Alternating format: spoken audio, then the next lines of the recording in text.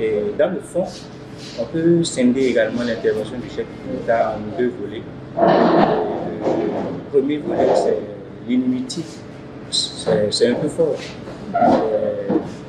Les désaccords, les ententes entre les deux enfants de la République. Et ce n'est pas n'importe quels enfants parce qu'ils sont parvenus à se hisser quand même à la tête du pays. Et donc, ils ne s'entendent pas. C'est devenu formel, c'est devenu officiel, c'est devenu un problème de la République au point d'envisager de créer même une institution pour pouvoir s'occuper de deux personnes qui n'arrivent pas à s'entendre depuis environ 20 ans.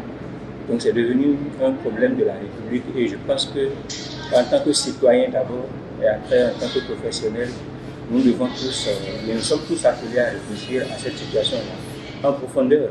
Il ne faut pas considérer les choses à la surface, il faut vraiment réfléchir en profondeur. Et le second aspect du fond, c'est le projet de révision de la Constitution. Il faut le dire tout de suite. Est-ce que c'est opportun? Est-ce que ce n'est pas opportun? C'est le vrai débat en fait. L'essentiel aujourd'hui, c'est de trouver le moyen de toucher la Constitution. Je ne suis pas politicien. Je suis citoyen. Je ne suis pas politicien. Ce n'est pas à moi de dire aux partis politiques comment il faut procéder. Mais tout le monde se rend compte de ce qu'il est indispensable aujourd'hui. C'est opportun.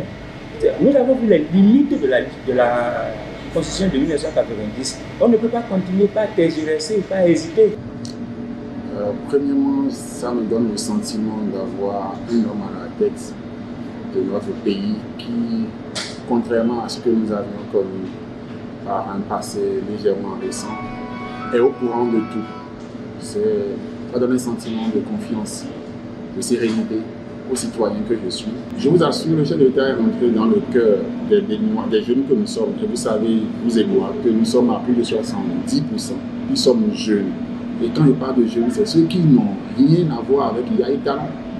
Mais malheureusement, ça pollue notre esprit depuis 2012-2013. C'est-à-dire, c'est comme si notre pays est réservé, ou bien, c'est-à-dire, c'est limité sur le plan politique à l'IA et talent.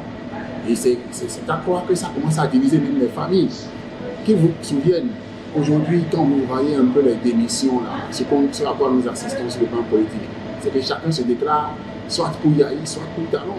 Et même à l'intérieur des partis politiques, à savoir les démocrates, quelqu'un qui demande au président du parti politique des démocrates d'écouter un peu ce que le gouvernement dit est taxé d'espion de Patrice Talon à l'intérieur des démocrates. On a écouté, les murs ont parlé, donc on a entendu. C'est-à-dire que l'actualité de notre pays n'est pas limitée à ces deux personnes. Ils ont des actes de naissance comme vous et moi. Et donc, le dire comme ça, le chef de l'État a bien appuyé. S'il le faut de façon institutionnelle, il faut le faire.